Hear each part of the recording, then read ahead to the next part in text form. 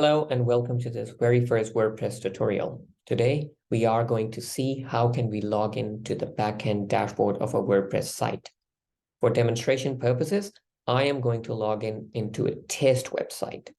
To start with, we simply need to copy and paste the URL of our website into the browser search bar.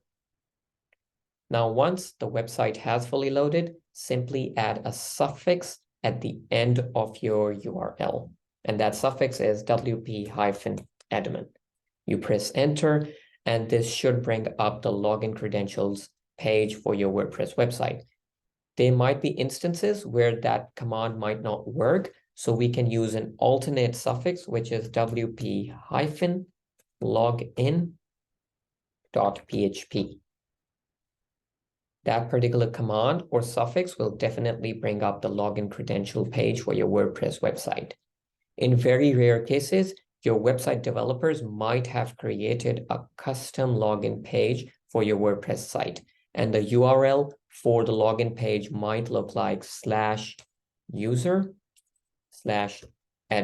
The suffix will be different to the ones which we have just entered, which are wp-admin or wp-login.php. Anyway, in that scenario, you will need to get in touch with your website developers.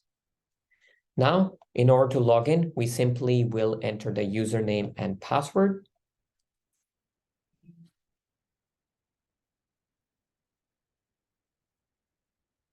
And press enter, or you can click on log in. This will bring you straight into the backend dashboard of your WordPress website.